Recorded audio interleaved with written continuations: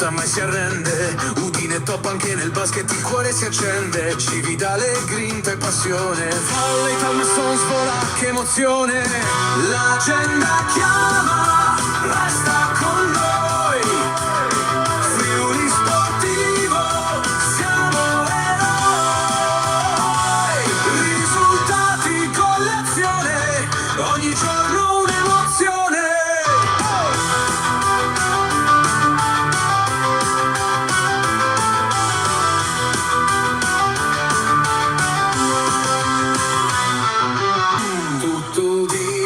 Se siamo con te.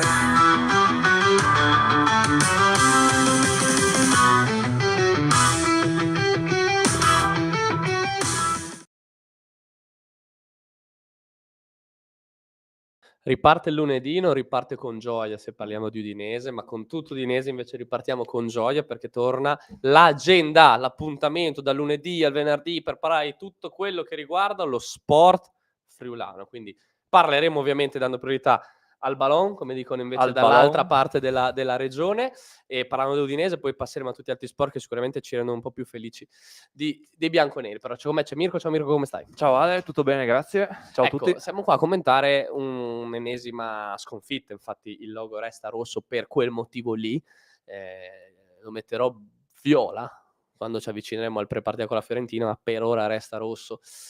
Rosso di una sconfitta, una partita che l'Udinese ha rinunciato a giocare anche, no? Per l'atteggiamento, per l'attitude, giusto per citare proprio le parole in inglese del mister, visto in campo. Un Udinese che ha provato a non perdere, non a vincere, ha provato proprio a non perdere, e l'obiettivo era appunto portare uno 0-0 a casa.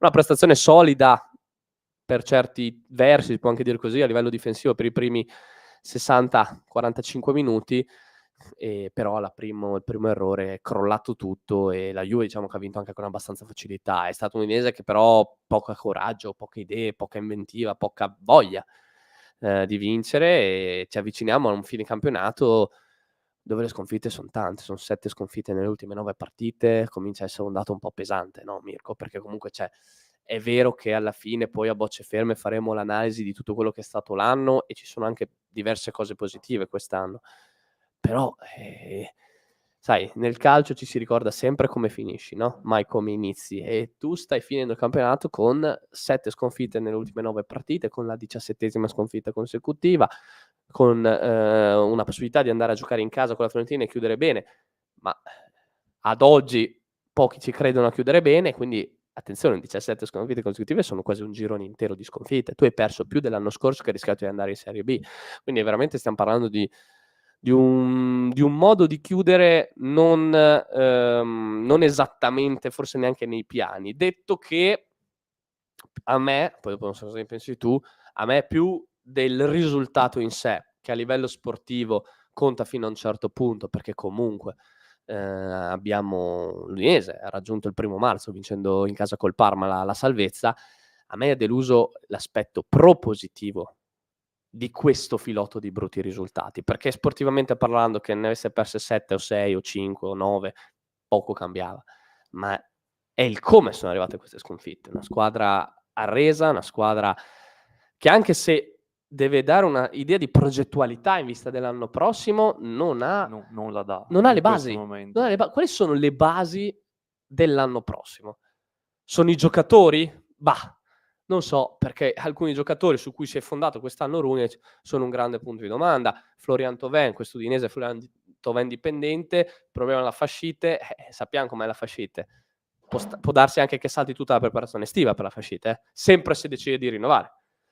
E Lorenzo Lucca, l'unico che la butta dentro, sarà il giocatore più chiacchierato di quest'estate di calciomercato. Solé e Bigliol sono i 2 pilastri dietro, altro punto di anche domanda. loro saranno E sulla allora bocca di tutti. la base non sono i giocatori, la base allora è l'identità, no? Un po' come l'Atalanta di Gasperini, no? Che c'ha un maestro di calcio che guida la squadra, tant'è che oggi i Percassi hanno incontrato Gasperini che voleva andarsene per provare a convincerlo a rimanere, perché hanno capito che questo allenatore gli puoi mettere qualsiasi giocatore, ma nella sua idea di calcio, nel suo modo, questo giocatore rende, e anzi entra valendo 5 ed esce valendo 35. Quindi è l'allenatore? Io ho visto 4 tipi di udinesi diversi, 3-4-2-1 mi piaceva, però prendevano troppi gol, quindi abbandonato quell'idea. 3-5-2 classico degli ultimi 10 anni, 4-4-2 la più bella Udinese vista quest'anno, 3-6-1 la più brutta. Quindi ho i dubbi, io ho tanti dubbi, e questo è un po' il problema, no? Anche come finisci, per questo motivo qua, perché finisci con tanti dubbi. E allora io ti faccio questa domanda e poi sento la tua opinione. Quanto differisce quest'annata dall'annata di Sottil? Ma a bocce ferme oserei dire quasi niente, perché comunque alla fine bene che ti vada, tu arrivi a 47 punti, che è praticamente la quota raggiunta, mi pare, dall'Udinese di Sottil del primo anno. E quindi io concordo pienamente con te su quanto hai detto fino adesso, nel senso che comunque ci si ricorda tanto di come si finisce, e era importante dare una risposta dopo Monza, quantomeno a livello di prestazione, no? Invece, come hai detto tu, Ale, si è vista una Juve che ha giocato un po', appena fatto l'1-0, l'impressione è stata: ok, hai perso la partita, perché non c'è stato un minimo sentore di poter provare a pareggiare, tant'è che dopo, vabbè, è arrivato anche il 2-0 di Vlahovic, e ok, possiamo stare qui a discutere sulle motivazioni, che una vuole andare in Champions, l'Udinese ha raggiunto la salvezza ancora a marzo, è stato un bel campionato rispetto all'anno scorso, salvezza raggiunta con 2 mesi di anticipo, tutto quello che vogliamo.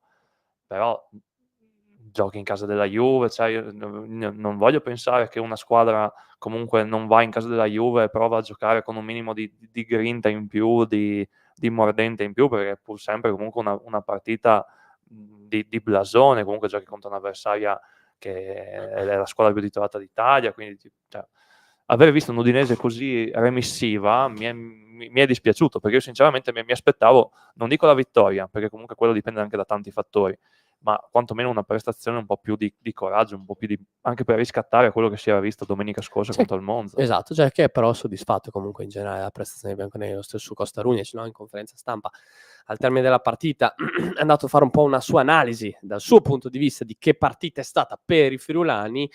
Io sentendolo parlare, insomma, ho visto un Udinese che ha lottato fino alla fine, è stata una gara equilibrata da 0-0, ma è chiaro che loro alla fine hanno fatto meglio. Avevamo fuori qualche giocatore importante, ma sono rimasto soddisfatto dell'atteggiamento oggi.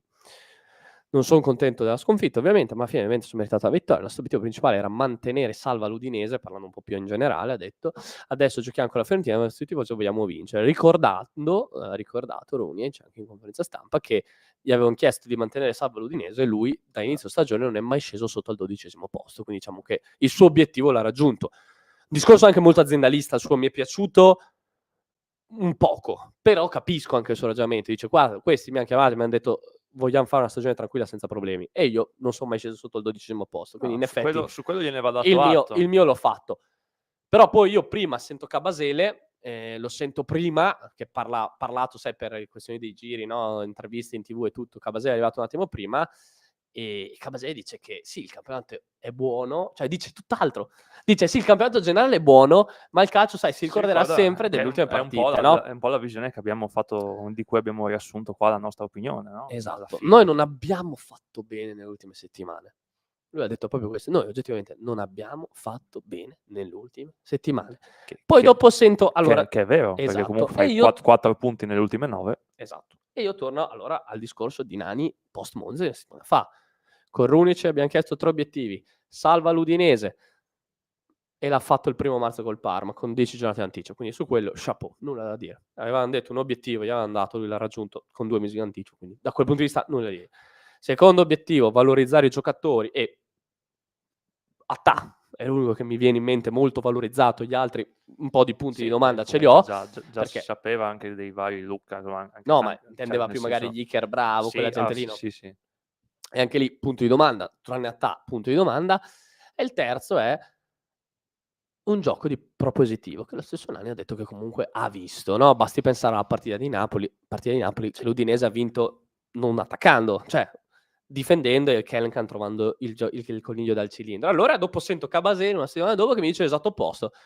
Gli chiedono dove può migliorare questo Udinese, anzi dove deve migliorare questo Udinese, e lui dice nel possesso palla. che è quindi proprio la base di un gioco propositivo. Propositivo. Allora vuol dire che se è la cosa più importante che un giocatore ti dice che dobbiamo migliorare, vuol dire che forse tanto propositivo non è sto gioco. Siamo una buona squadra, ma per lottare per i primi 10 posti, quindi non per l'Europa, per i primi 10 posti, dobbiamo tagliare le disattenzioni, perché tanti errori difensivi, e dopo infatti andiamo a parlare degli errori, ed essere più concreti nell'area avversaria. C'è un Udinese che crea poco, che segna poco e soprattutto che ha i primi errori, concede tanto, ma sbagliando tanto. Perché ancora una volta oggi parliamo dell'errore che ha indirizzato la partita, Oumar Solé. No, allora io sento queste dichiarazioni dell'allenatore, sento dopo il giocatore che va a dire la cosa opposta, vedo il giocatore più forte che c'ha in questo momento l'Udinese in campo, perché Toveni è infortunato, che è Solé, perché Sanchez non gioca, quindi l'altro è Solé, e che mi fa anche lui l'errore. Capisci che vado avanti coi dubbi? Chiaro, si va avanti coi dubbi anche perché comunque diciamo che c'è forse un po' anche una confusione a livello magari come diciamo tra gruppo e società, forse mi viene da pensare, perché se allora generalmente diciamo che se è tutto consono, magari i risultati non possono arrivare, però anche le dichiarazioni mi immagino vanno tutte in una certa direzione. Invece qui, come hai riferito tu, Ale, le dichiarazioni Ognuno dice quel che vuole. Ognuno dice quello che vuole, esatto. Ci sono veramente visioni diverse, ma questa cosa qua, questa confusione qua, si rispecchia anche poi dopo in campo, perché poi passiamo dal 3-5-2, come hai detto tu, al 4-4-2, poi torniamo indietro al 3-5-2, poi adesso si fa male Toveni, si fa male Luca, invece di rimettere Sanchez, giochiamo col 3-6-1. È l'Udinese meno propositiva che abbiamo visto negli ultimi anni, perché addirittura noi abbiamo parlato dell'Udinese di Sottil, mi hai fatto la domanda quanto si discosta da quello di... Però, ad esempio, in quell'Udinese No, quanto si discosta, quante similarità trovi? quante similarità? È leggermente diverso, perché poi non mi hai neanche risposto bene, quindi adesso te lo richiedo. Quante similarità trovo? Sinceramente poche. Poche? In questo momento sì, perché mi viene da pensare che nell'Udinese di Sottil c'era comunque un Udoge che spingeva di più, c'era un Deulofeu che comunque ti creava sulla tre quarti, ok, Deulofeu magari paragonabile a Toveni, c'era Beto, mi ricordo che comunque avevi Pereira. Io vedo questa Udinese più scarsa di sicuramente quella. non più scarsa, e sicuramente magari a livello tattico forse più che prova un po' a essere più compatta, perché comunque le scelte diciamo che vanno ad indirizzare in questa direzione qua, nell'essere un po' più compatti e rinunciare ad un po' di fantasia, rinunciare a un po' di peso offensivo. Però io questa Udinese non la considero più scarsa, perché gli interpreti ci sono. Certo, possiamo dire che comunque un po' sugli esterni si può migliorare, e sono stati tanti errori individuali, però obiettivamente io prendo i giocatori dell'Udinese, sinceramente se l'idea è quella di dire per arrivare tra le prime 10 posizioni in classifica, secondo me l'Udinese per puntare al 10° posto con questi giocatori ce la potrebbe fare. Solo che secondo me manca veramente quel guizzo in più, e in questo caso, allora, come abbiamo sempre detto a Runjaic, alziamo le mani, perché lui aveva il compito di salvare la squadra in maniera tranquilla, l'ha fatto, era onore del vero. Ogni volta che gli veniva chiesta la domanda sull'Europa, lui ha sempre, diciamo, glissato le cose dicendo conosco le potenzialità della squadra, non voglio parlare di Europa e tutte queste cose qua. Però io comunque quello che mi aspettavo da Runjaic, visto anche il percorso che è un po' altalenante, ma per come era iniziato, mi aspettavo che in una situazione in cui l'Udinese era salva 2 mesi prima riuscisse a tirare fuori qualche motivazione in più dai suoi ragazzi. Perché ti ho fatto la domanda su Sottil? Perché io vedo poca rottura col passato. Cioè io ritorno all'estate, ritorno a quando Cannavaro salva l'Udinese con Frosinone, ritorno a quel momento lì e ritorno a ricordare le chiacchierate fatte con chi di dovere in società, e tutti mi dicevano dobbiamo rompere col passato, e da lì praticamente capiamo che non verrà confermato Cannavaro, che poi infatti non viene confermato, ma non perché ha fatto male Cannavaro, ma perché bisognava rompere col passato, cancellare l'anno più brutto dell'Udinese degli ultimi 30 anni e ripartire da zero con idee nuove, qualcosa di nuovo, per magari trovare quel maestro di calcio con il quale costruire un ciclo virtuoso, parole di Gino Pozzo. Va bene, arriva Runjaic, scelta in totale contrasto con gli ultimi anni, ed è quello che ho detto, allora vedi che quello che mi avevano detto è vero, perché prendo Runjaic, un allenatore che in Polonia con Legia va in casa dell'Aston Villa in Conference League e gioca a viso aperto, gegenpressing, andiamo a attaccare, ho detto, boh, se fa ste robe a Udine, magari ci sarà la partita che giochi contro il Torino e perdi 5-4, però c'è anche la partita che magari giochi contro il Genoa e vinci 3-0. Quindi quindi ero anche tutto sommato positivo, entusiasta anche per come si era presentato, molto tranquillo, chiaro, convinto delle sue idee. A distanza adesso di 37 partite di campionato e qualche scampagnata in Coppa Italia, io non vedo questa rottura col questo passato. cambiamento Io forte. non la vedo questa rottura col passato. Allora per quello io vado avanti coi dubbi. Ed erano gli stessi dubbi che avevo quando è stato confermato Sottil, perché Sottil comunque sì, aveva fatto bene, ma aveva chiuso male. E i dubbi erano, però purtroppo non ha avuto Deulofeu. E Sì, qua, sì. ma non ha avuto Toven. Vabbè. No, ma Hai su capito? quello, su quello Ma siamo l'importante è che ha salvato d'accordo. l'Udinese l'ha salvata con largo anticipo. E qua, ma l'importante è che abbia salvato l'Udinese l'ha salvata con largo anticipo. Capisci che sono cose dette, ridette, stradette, quindi io questa rottura col passato, che mi aspettavo dalla scelta di prendere Runic e poi dallo stesso Runic. Perché se tu vieni qua e professi una roba, falla, va avanti con le tue idee. No, perché ti faccio un altro esempio. Velasquez fu cazzato perché troppo ancorato alle sue idee, paradossalmente, non capace di modellarsi. Quindi adesso non ti dico che devi essere così, però Runic capisce che con il 3-4-2-1 a inizio stagione non c'era filtro difensivo, equilibrio. A Roma andiamo all'Olimpico, io e Stefano neanche tempo di sederci, stava già 3-0 per la Roma, abbiamo detto che siamo venuti a Roma a fare. Però siamo venuti a Roma da capolisti. Udinese prima in classifica si presenta all'Olimpico con un 3-4-2-1 dove attaccavi tanto e concedevi tanto, ma divertivi. Quella era rottura.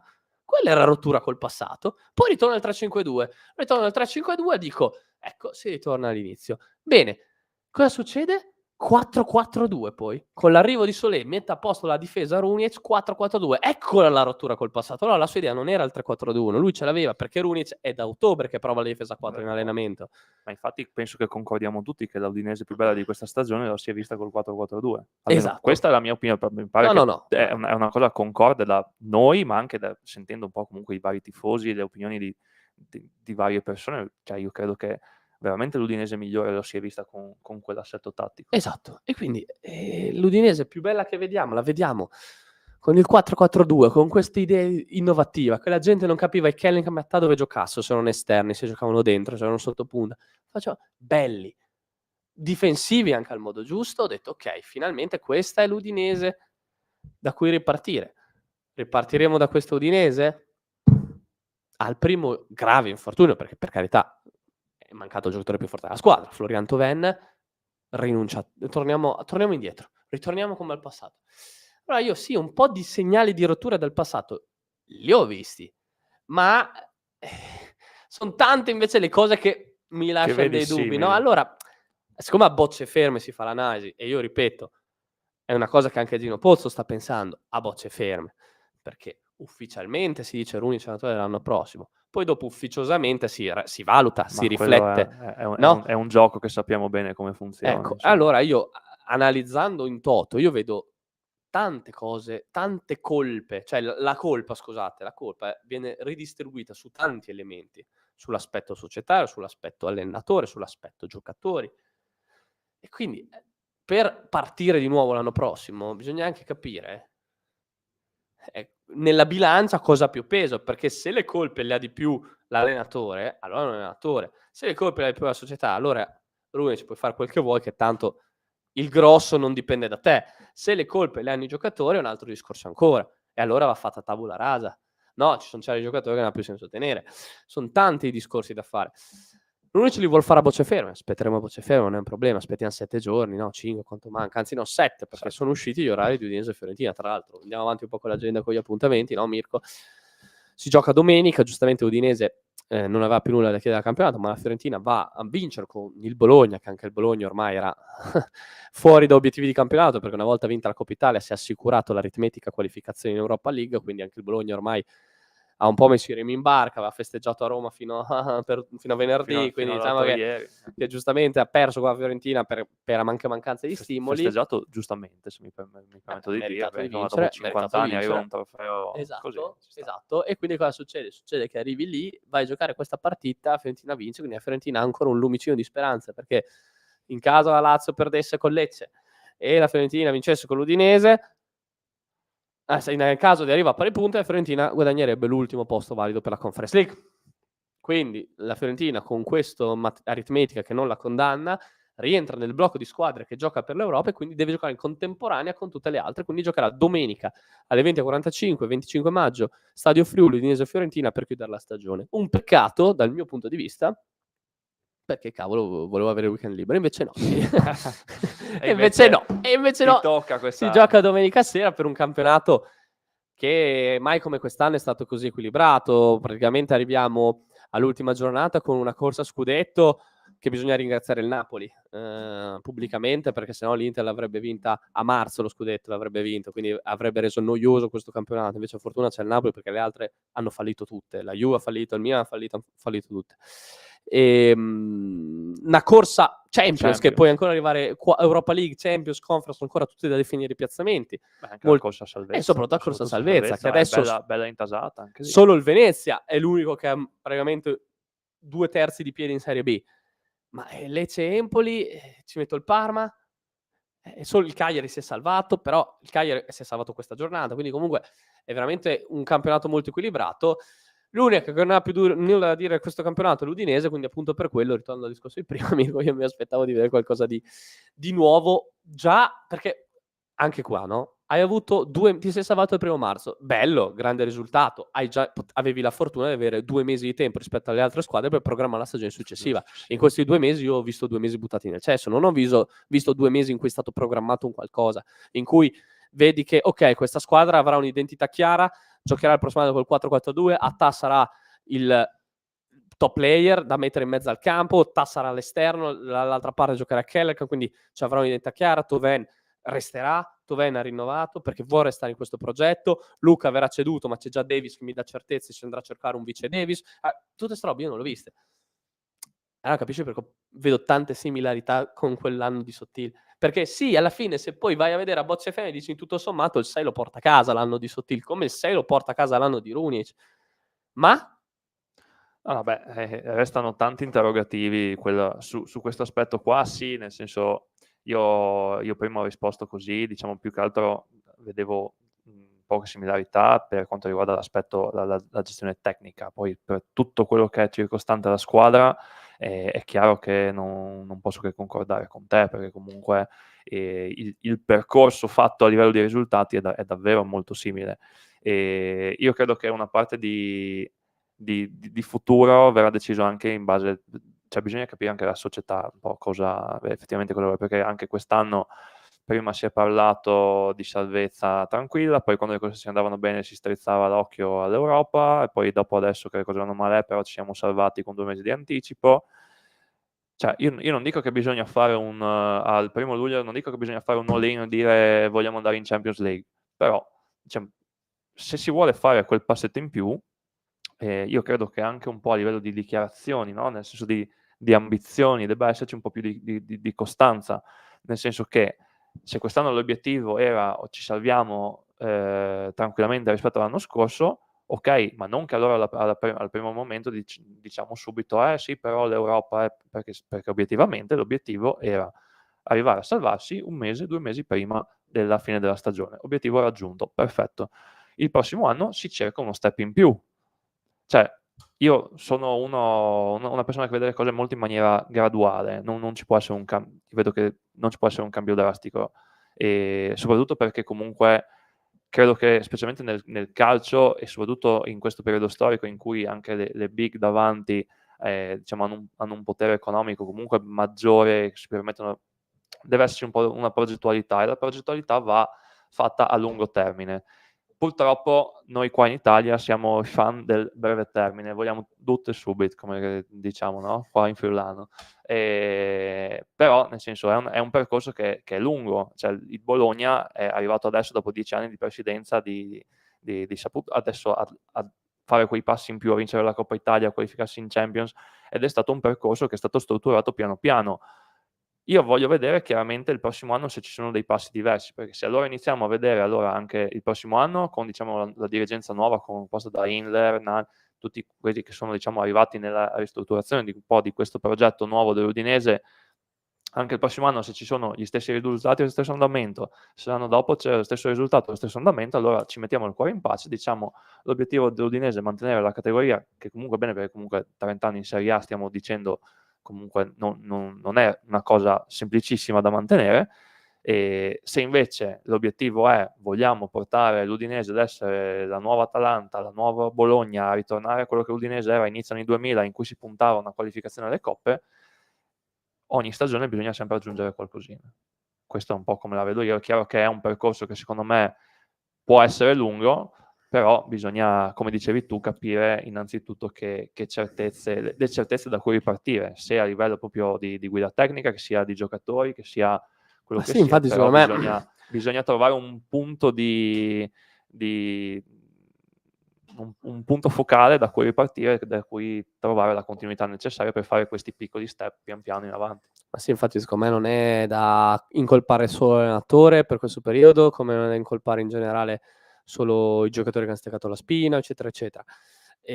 Bisogna fare un'analisi, secondo me un'analisi, ma anche proprio face to face, cioè io Rounic anche, io se fossi Rounic: "Okay ragazzi, ripartiamo." Io ho cominciato a mettere un po' di mie idee, magari la mia idea è il 4-4-2, ho cominciato a buttare un po' le idee, poi mi si è rotto Toven, però mi date delle certezze su magari un materiale umano su cui lavorare il prossimo anno, perché se io il prossimo anno mi ritrovo senza Biol, Solé, Luca, Okoye e Toven, cosa faccio? Chiaro che le prospettive E come cambiano. riparto? Mi date una certezza, mi dite: "Guarda, cediam solo Biol e Luca, tutti gli altri restano." Ah okay, allora cioè ho un buon materiale umano su cui costruire già il cioè anche lo stesso Rooney, se no mi metto nei suoi panni. Quindi adesso l'importante è salvar la faccia, io dico sempre questo, perché è brutto chiudere così. Cioè se ho 7, 8 sconfitte nelle ultime 10 partite è veramente brutto, quindi è importante cercare di chiudere bene con la Fiorentina, anche in casa chiudere bene, perché non si può chiudere perdendo con una squadra già retrocessa in Serie B e con la Fiorentina che ormai è in crisi, quindi bisogna veramente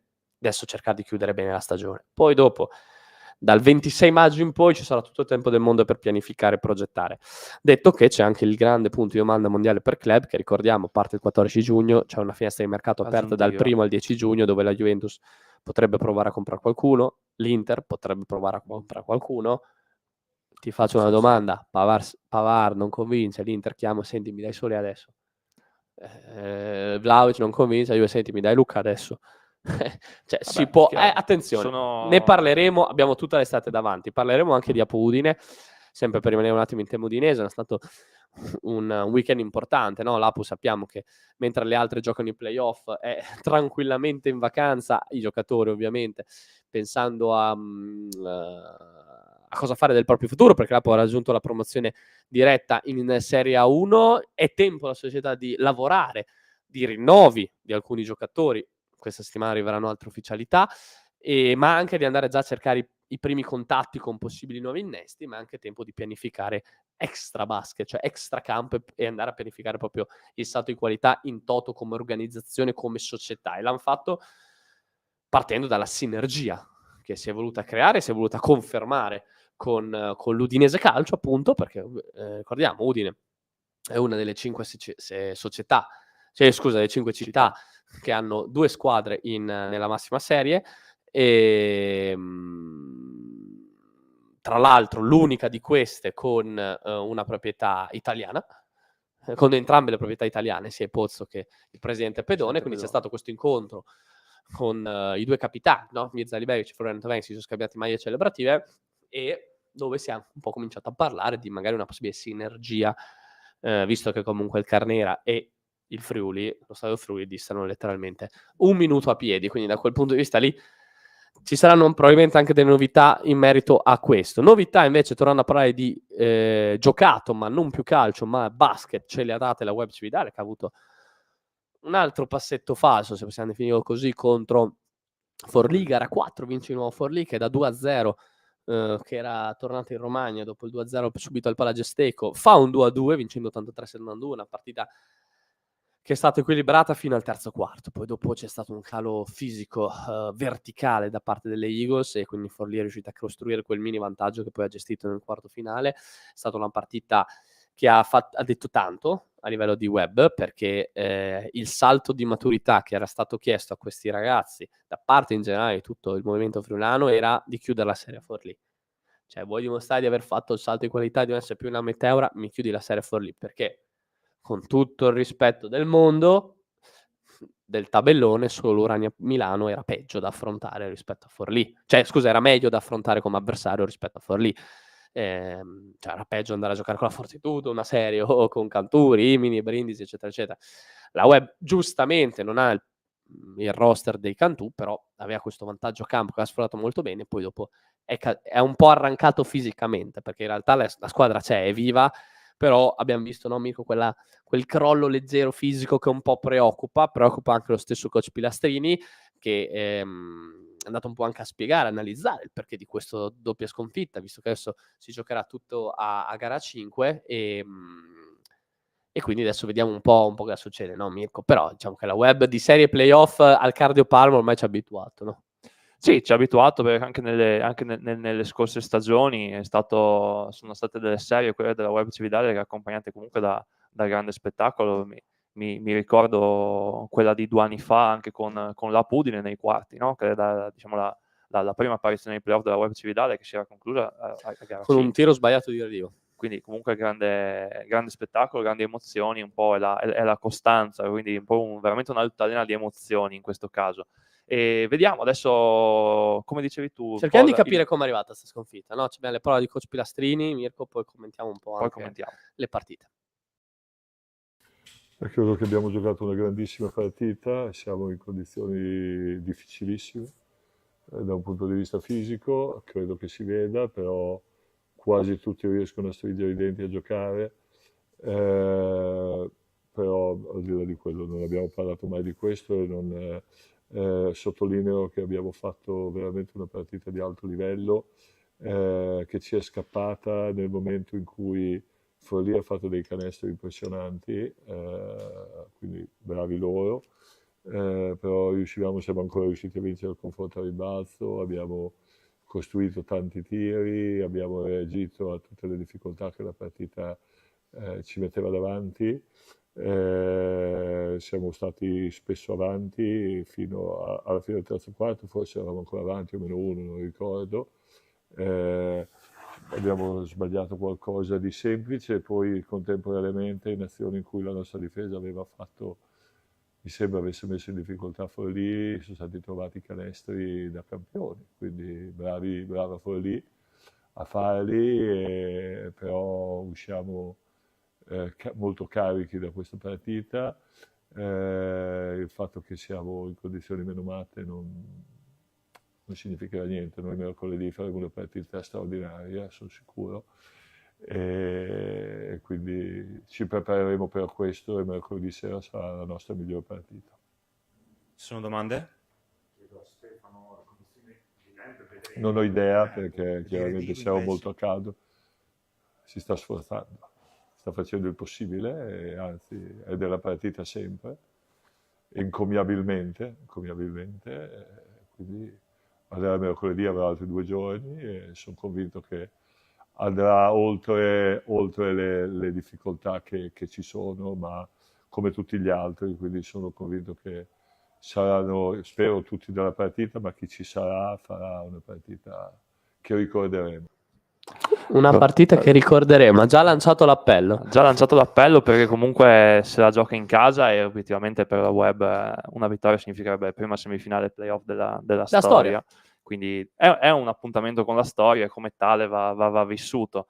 Chiaro che forse adesso, tra virgolette, magari mi viene da pensare il fattore psicologico è più a favore di Forlì, perché Forlì arriverà alla Cividale dicendo, tra virgolette, non abbiamo niente da perdere, nel senso che abbiamo rimesso in piedi la serie, adesso ci giochiamo la sfida in casa loro, che comunque le prime 2 gare hanno vinto, si sono portati avanti, potevano chiudere con 2 match point, non ci sono riusciti, adesso sì, sappiamo che il palagesteco è un fattore per le Eagles, per i friulani, però occhio magari anche all'altro lato della medaglia, in cui magari arrivi a questo appuntamento dopo essere stato in vantaggio 2-0, ti giochi la bella in casa, magari senti anche un po' la pressione in più rispetto che gara 1 e gara 2 in cui aprivi la serie, qui invece devi chiuderla. Cioè io mi faccio piccolo parallelismo rispetto a quello che era successo in semifinale playoff nel volley maschile con Pratta, che aveva vinto gara 3-2 all'andata con Cuneo, va a Cuneo, può chiuderla, perde 3-2 al tiebreak 15-13, gara 3, la bella in casa, vince Cuneo 3-0, senza storia, senza appello. Quindi forse sono curioso di vedere anche come reagisce la Web Cividale a questo andamento della serie, perché comunque loro ovviamente diciamo che è un appuntamento imperdibile ed è un appuntamento da non sbagliare. Sì, mi hai detto molto bene tu, Mirko.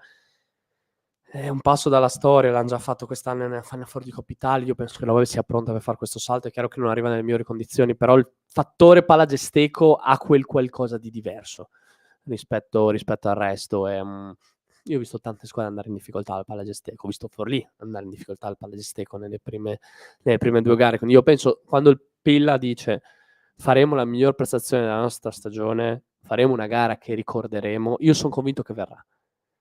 Se poi vedo la Forlì unita, compatta, famelica, brutale di gara 4, allora ti dico si giocherà punto a punto alla fine. Perché io ho visto sempre che il Pila è riuscito a toccare le corde giuste e poi in casa questa squadra si trasforma. È un'altra squadra in casa rispetto in trasferta, ed è convinto anche il presidente Mikalic, che anche lui ha parlato nell'immediato post partita. Andiamo a sentire un attimo cosa ha detto. Allora si va a gara 5 ragazzi, dai, così ci abbiamo provato anche oggi, è stata un'ennesima battaglia. Se non dicessimo che l'infortunio di Doron ha pesato molto su questa partita diremmo una bugia, senza togliere nulla ovviamente a Forlì, che poi ha fatto un terzo quarto irreale per energia e anche per qualità del canestro realizzato. Quindi i complimenti alla squadra avversaria sono sinceri e vanno fatti. Si sono meritati questa gara 5 e giochiamoci questa gara 5. Io sono convinto che se Doron non ce la dovesse fare ci penserà la palagesteco. Tocca a noi, è il nostro momento, abbiamo gara 5 in casa nostra mercoledì sera. Voglio un palazzo educatissimo, non una bolgia becera, ma un palazzo educatissimo che spinga i giocatori, il parterre fare il parterre, la curva fare la curva, sempre nel massimo rispetto agli avversari. Dobbiamo col nostro modo di fare sport rendere onore al nostro campionato che è stato stupendo. Io quindi chiamo tutti a raccolta, questi ragazzi hanno bisogno di noi più che mai, hanno bisogno di noi col nostro modo, spingendoli. Forlì è molto fortunata, viene a fare una grande partita in un ambiente sano, pulito, in cui veramente chi sarà più forte alla fine vincerà. E quindi che vinca il migliore. Io mi auguro che siano i miei ragazzi, perché se lo meritano, per i sacrifici che hanno fatto tutto l'anno, per come hanno giocato anche stasera, finché abbiamo avuto energie. Chiaro che Lucio al 50% forse, senza Doron la coperta è diventata corta, ma non esistono alibi. Esiste solo il palagesteco, esistiamo noi con la canota gialla, esistiamo noi, dobbiamo andare con tutti i nostri coglioni a bordo campo a spingere questi ragazzi oltre i loro limiti, perché io voglio andare in semifinale e ce la faremo. Che grinta, però. Francesismo Però delicato, posso no? dire, per dare la carica. è bello anche così, la grinta, no? La voglia di dire No, adesso ci andiamo a prendere questa semifinale, costi quel che costi. È la maniera giusta di vivere un appuntamento del genere. Insomma, poi anche il presidente Mikalic ha enfatizzato il palagesteco, ha detto se Doro non ce la faccio pensare al palagesteco, cioè, chiamando a raccolta tutto il popolo di Cividale. Però è chiaro che Cividale si presenta a gara 5 con i 2 stranieri, uno acciaccato, uno non si sa neanche se gioca. Quindi è chiaro che le difficoltà ci sono. Ha provato un po' a mascherarle nell'intervista il presidente Mikalic, però è chiaro che le difficoltà ci sono ed è innegabile che arriveranno come alibi in caso, speriamo di no, Cividale non riesca a passare il turno, perché con un Redivo al 100% e un Doron Lemba al 100% la chiudevi a Forlì la serie, vincevi 3-1 o addirittura anche 3-0, quindi veramente non avevi nulla da perdere. Però è chiaro che adesso bisogna andare oltre. Secondo me anche questa carica molto passionale umana, che praticamente dimostra di essere il primo tifoso, ma è così che deve essere il presidente, il primo tifoso, è un po' quello che serve, no? Perché magari qualcuno l'umore, no, non è al 100%, sta cominciando un po' a crollare, anche perché sai, inizialmente vedi una Cividale travolgente, poi improvvisamente Forlì vince le ultime 2, come dici tu, no? Anche l'effetto psicologico può mettere e allora serviva proprio anche quelle parole lì che non ripetiamo, giusto, ma anche quelle parole lì. Ma è giusto, allora è un modo di vivere lo sport che a me personalmente piace, nel senso che troverei anche strano che dopo, no, soprattutto un presidente, ma poi anche lui, una persona che ha dimostrato sempre l'amore veramente viscerale, no, per la sua società, non viva con questa carica agonistica, con questa emotività una partita di questo tipo. Quindi mi aspetto veramente che il popolo di Cividale risponda alla chiamata del suo presidente e di vedere un'atmosfera infuocata al palagesteco in gara 5, che sarà un appuntamento di grande spettacolo. E non sarà l'unico appuntamento in gara 5, perché lo sapevi che 3 quarti di finale andranno a gara 5. Se vediamo un attimo il tabellone, solo Rieti ha fatto, posso dire, l'unica che mi aspettavo Che chiudesse così. che non arrivasse a gara 5, però le altre sono arrivate. Rieti a sorpresa ha vinto 3-0, secondo me Milano una la poteva vincere, però Rieti ha vinto 3-0 in ciabatte. Questo, attenzione, è un fattore importante perché riguadagna una settimana di Tempo riposo contro Cantù o Fortitudo, che mi aspettavo arrivasse a gara 5 in realtà, perché Cantù è vero il fattore campo, ma vincere una palazzo è impossibile, e così si è dimostrato. Quindi adesso si gioca a gara 5 di nuovo al Paladesio con Cantù che ha i favori del pronostico, ma occhio al momentum, un po' come dicevi tu, e chi vince affronta una Rieti riposata e vogliosa, con coach Alessandro Rossi, sta facendo un grande lavoro, infatti per quello è attenzionato da diverse squadre di Serie 1, che probabilmente coach Alessandro Rossi lo vedremo in Serie 1 il prossimo anno. Io vi lancio la mia prediction, secondo me va a Treviso.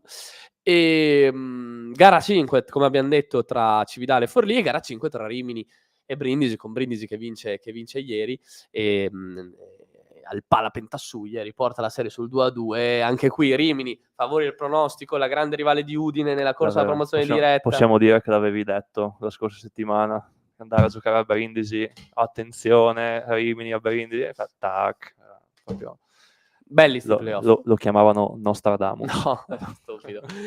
Belli sti playoff, posso dire. Lo ripeto ancora una volta, a detta di tutti è stato il campionato più difficile e equilibrato della storia della Serie 2, e infatti l'ha vinto la squadra più difficile da affrontare e più equilibrata della storia della Serie 2, questa Udine qua, e di conseguenza però anche i playoff sono big match, cioè noi stiamo vedendo possibili finali di playoff già ai quarti di finale, perché Rimini Brindisi sulla carta quest'estate, se fosse stata una finale di playoff nessuno avrebbe detto nulla. Cantù Fortitudo non si pensava che una delle due arrivasse ai playoff perché andava su diretta, si pensava addirittura invece era una possibile finale di playoff che invece è un quarto di finale, quindi comunque questo vuol dire che gli accoppiamenti saranno delle semifinali paurose e una finale ancora di più, quindi per quel motivo siamo molto contenti di seguirli e speriamo rimanga ancora il più possibile la squadra friulana in corsa, visto che mercoledì l'appuntamento è al Palagesteco, e mi raccomando c'è il supporto di tutti, perché il movimento sta crescendo in generale, buttiamo dentro anche Trieste, che comunque ha fatto un'ottima stagione, la sta facendo,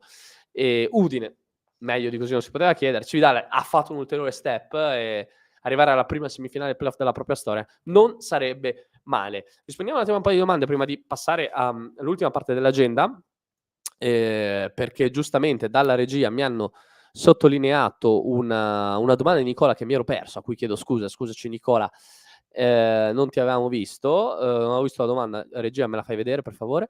Ecco, Nicola ci chiedeva, tornando un attimo a parlare di Udinese, ma giustamente l'agenda fa un aggiornamento, ma deve anche, oltre che aggiornare, rispondere ai quesiti, e quindi rispondiamo alla domanda di Nicola che ci chiede, parlavamo prima di Udinese, parlavamo di Runis, parlavamo dei dubbi nel confermare Runis, e lui ci fa allora il solito quesito che vi faccio, no? Chi di valido, no?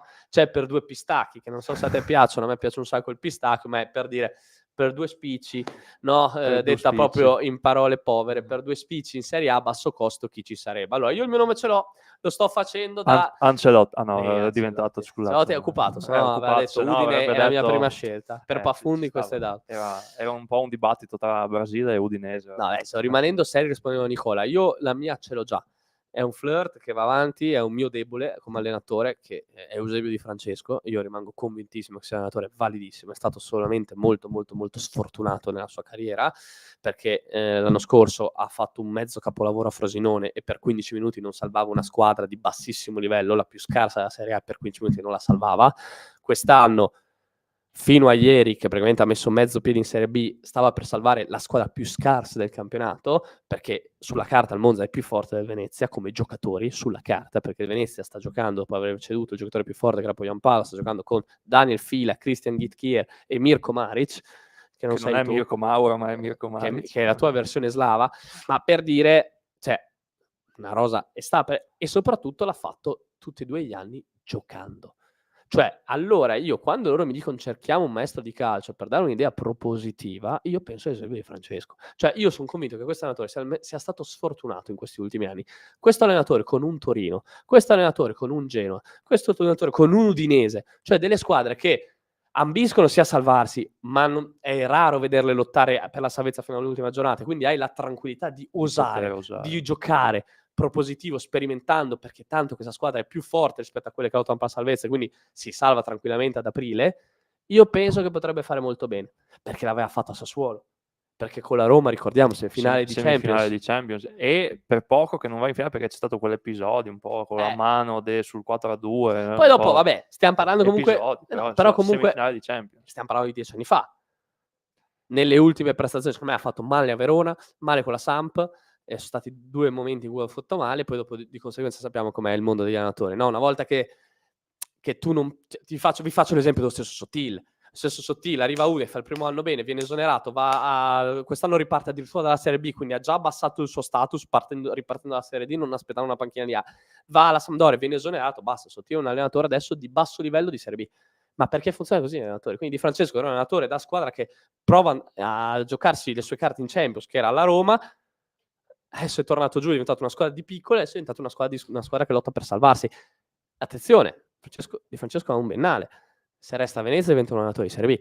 Quindi vediamo, sono tanti. Io è il mio pupillo, ma sono tutti discorsi che è proprio se potessi scegliere io in caso di Runic. Detto che ad oggi io ho diversi elementi a favore per la riconferma di Runic, però io vorrei parlare chiaro con Runic, cioè io vorrei dire: mister, io ti confermo, ti do delle certezze a livello di giocatori, ma non tanto che ti dico che tengo tutti, perché se fosse per me 6 o 7 cessioni le farei, perché ci sono 6 o 7 giocatori che non hanno più gli stimoli di continuare a giocare a Udine, quindi è giusto anche darli via, per anche cambiare anche un po', ripulire un po' l'ambiente. Bisogna quindi fare io dei passi avanti, è giusto farli anche su tutti i campi. Se io come società riuscissi a dare a Runic una squadra valida, tipo come quella di quest'anno, con magari non un Sanchez, perché abbiamo capito che, no? Anzi, prima chiederei di capire cosa vuoi fare tu con Sanchez e di chiarire un po' quella questione lì, perché anche quello secondo me peserà molto sulla sua conferma. Ma poi di darti una squadra buona, ma basterebbe semplicemente darti 2 esterni normodotati da Serie A oppure un vice Toven, non è che serve tanto. E allora ci sono anche le carte per confermare Runic. Se no, io per 2 spicci, a parte un Di Francesco di turno, che se va in giù col Venezia lo prendi veramente low cost in saldo a 150.000 euro l'anno, ma se no di allenatori che poi debbono anche rispecchiare il discorso dell'Udinese, che l'Udinese è: mi salvo, valorizzo giocatori e provo a fare un calcio propositivo. Chi ti salva? Ballardini, ma senza valorizzare i giocatori e senza gioco propositivo. Allora capisci, rispondendo alla domanda di Nicola che ci aveva fatto prima, non è facile, non è facile. Di Francesco secondo me è l'unico che fa un calcio propositivo. I risultati purtroppo non sono dalla sua parte, però valorizza i giocatori. Il Venezia c'ha dei giocatori di valore, perché Stankovic è adesso un portiere appetibile prima dell'infortunio. Radu l'ha resuscitato dal nulla. Nicolussi Cavia è diventato un giocatore da Serie A pura a centrocampo. E comunque ci sono i giocatori. Zerbini è diventato un esterno titolare adesso per giocare in Serie A. Prima era chissà se può entrare a gara in corso perché Conte non lo vedeva. Adesso è un esterno che può fare il titolare in Serie A, ovviamente non nella Juve, ma in una squadra di medio-basso livello. Quindi un po' di valore. Izes è diventato un difensore della Serie A. Prima c'erano dubbi su di lui al turno in Serie B 2 anni fa, adesso è diventato un giocatore da Serie A, da leader. Quindi comunque è un Di Francesco che ha fatto il suo lavoro. Per il resto, ad oggi, non ho nomi. Poi è chiaro che c'è il classico domino delle panchine, perché qualcuno va, qualcuno resta. È chiaro che se, per esempio, l'Empoli va in B, bisogna capire cosa succederà con D'Aversa, cioè ci sono tanti discorsi in ballo. Detto che da una scelta di rottura, a sto punto io mi aspetto un'altra scelta di rottura in caso non venga confermato Runic. Cioè, se non viene confermato Runic, non riprendiamo uno stile Gotti. Cioè, continuiamo almeno nella scelta di rottura. Ok, scusate, abbiamo sbagliato, pensavamo fosse lui di rottura, non lo è stato, anzi sì, ha rotto perché non è riuscito a creare un rapporto con Sanchez, ma ha definitivamente rotto, però almeno troviamo un altro che ci dà quella parvenza di rottura. No, in questo senso su Di Francesco posso concordare con te, perché comunque, come dicevi tu, forse le 2 necessità di club e allenatore con Di Francesco eventualmente si incontrerebbero, no? Perché l'Udinese deve fare dei passi avanti, Di Francesco deve riscattare delle stagioni complicate a livello di risultati, quindi potrebbe anche essere un matrimonio redditizio. Cosa che in questo caso specifichiamo tutto fantamercato al momento, Ovvio, cioè non cioè, c'è niente, stiamo... era solo per rispondere un po' così in maniera goliardica alla domanda di Nicola, ci ho detto per 2 spicci chi prenderesti? Io ho detto per 2 spicci, 2 pistacchi, come ho detto lui. Per 2 pistacchi chi prenderesti? Io in questo momento, come il mio allenatore ha in circolazione da prendere per 2 pistacchi che possa rispecchiare la filosofia udinese, è Eusebio Di Francesco, perché gioca bene, fa crescere i giocatori e secondo me con un po' più di fortuna o semplicemente rispetto a un Frosinone e Venezia, una squadra leggermente un po' più forte, può fare il suo. può fare il suo. Detto questo, andiamo avanti con l'agenda, ci avviciniamo abbiamo parlato della palla rotonda, poi siamo stati a palla spicchi. Vai, continua. Ti sei lanciato? Adesso Vai, parliamo vai. di... Vai, no. La chiudiamo con... Vai. Ti sei preso la scena, vai. Cioè, no, non volevo No, rubarti scherzo. questo momento. No, dai, Vai. dobbiamo chiudere con la pallavolo. Ecco, anche la palla La che pallavolo. vola, la pallavolo, Palla che perché vola. partiamo dalla CDA, perché parliamo di un addio e di una conferma. Saluta il capitano Martina Ferrari, saluta la CDA Talmassos, va a casarsi a Messina, una piazza importante. Quindi la ritroveremo da avversaria sì, il prossimo anno. però perché... Messina è una piazza che ambisce al palcoscenico più importante, come lo ambiva la CDA Talmassos, ma sono state fatte delle valutazioni che hanno portato a prendere questa decisione, no? Sia dal punto di vista della giocatrice e dal punto di vista dello staff tecnico. Seconda stagione che parte il libro titolare, dopo Beatrice Negretti, seconda stagione che parte il capitano della squadra.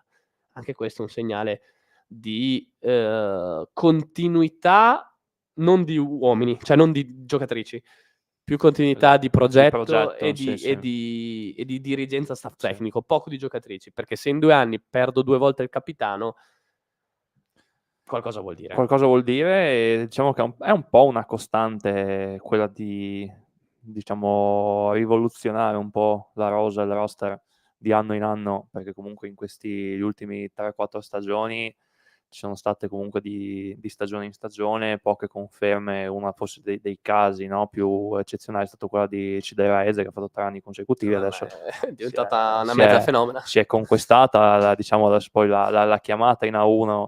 E per quanto riguarda il resto, c'è stata veramente una rivoluzione continua. L'anno scorso, anche dovuto alla promozione, al fatto della comunque la creazione della nuova Lega Americana. Ricordo comunque, ad esempio, l'anno scorso Negretti e Hardeman sono andati in America per questa nuova esperienza, però come dicevi tu Ale, in questi anni si è cercato di confermare più la continuità tecnica a livello di staff tecnico, di guida tecnica, piuttosto che le giocatrici. Probabilmente un progetto in cui la chiave, mi viene da dire, può essere più lo stile di gioco piuttosto che gli interpreti. Non so se mi sono spiegato nella maniera corretta. Come un po' fa l'Atalanta.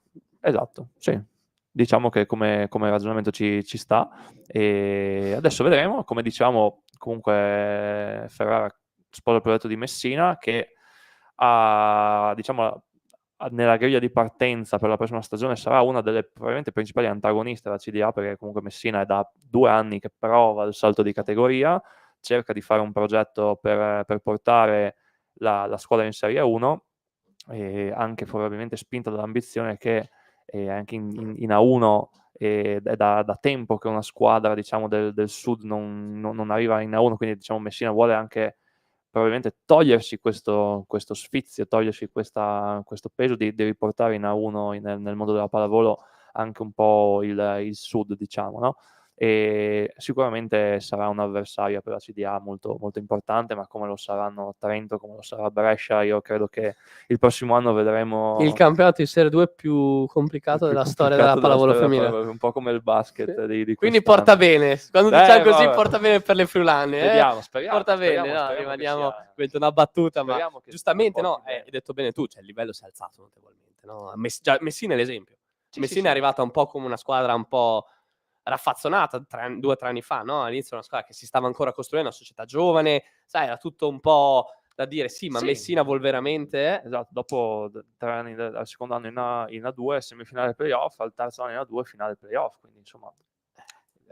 Adesso è pronta. I risultati parlano chiaro, quindi... Tu hai fatto esempio veramente di tante squadre, tra queste ci mette anche la CDA, perché è tornata per riscappare via da questa lega e tornare, si spera, diciamo che nella massima serie. Ci saranno sulla griglia di partenza, poi si sa che il percorso può dire certe altre cose, però sulla griglia di partenza sono 2 posti disponibili per la promozione che si contenderanno almeno 5-6 squadre. Insomma. Avviso in regia, compito per le vacanze, preparare una griglia di partenza, perché faremo una puntata dell'agenda con Mirko che farà in live la griglia di partenza del campionato di Serie 2. A mercato finito, a mercato finito facciamo la griglia di partenza della Serie 2, perché così dopo lo faremo vedere e diremo, vedi, è stato il campionato più difficile, la storia... Dopo ci ritroveremo qui a maggio 2026 a parlare della griglia. Che non è azzeccata o no.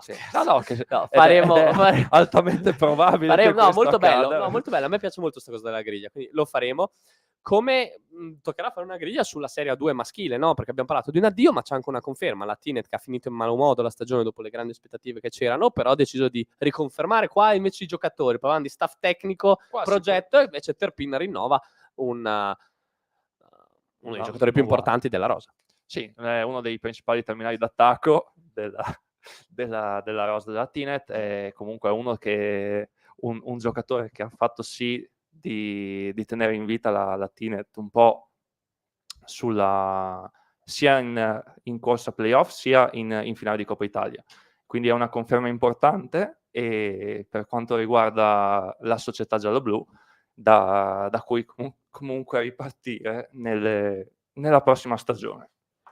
Sì, sai cosa? Ci sono 2 filosofie, no? Io dico sempre questo, no? La CDA ha voluto costruire un progetto, è voluta ripartire dall'allenatore, no? Questa era una cosa, no? Invece la Tinet capiamo un po' adesso col coach, no? Sappiamo che Di Pietro ha un biennale, non ricordo da memoria, Mirko. No, dovrebbe essere corretto, sì. Un biennale, scusate, c'è ancora il prossimo anno. Però la CDA, per esempio, nonostante la promozione in A1 e la retrocessione, ha confermato il progetto, no? Con Coach Barbieri, Coach Parazzoli, Andrea Altamura come team manager, che salutiamo tutti perché ci seguono assiduamente.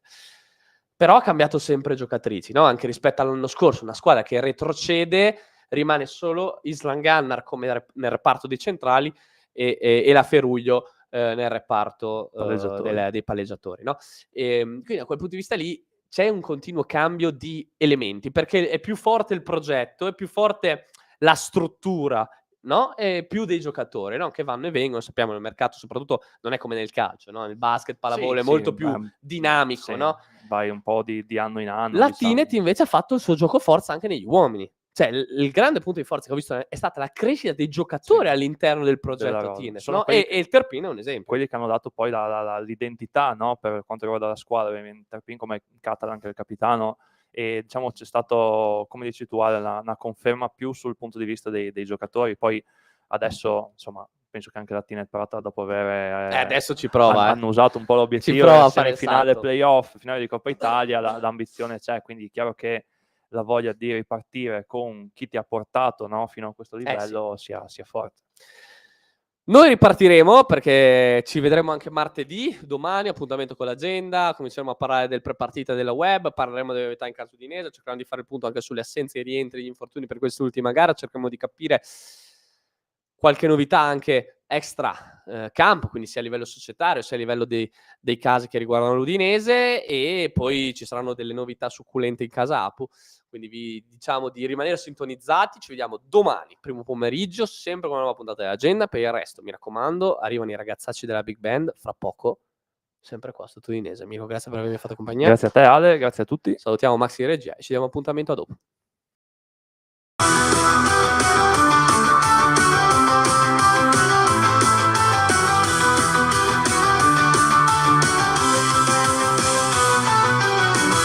Udinese lotta mai si arrende, Udine top anche nel basket, il cuore si accende, Cividale, grinta e passione, Volley, Palmason, svola, che emozione, l'agenda chiama, resta con noi, Friuli Sportivo, siamo eroi, risultati con l'azione, ogni giorno un'emozione.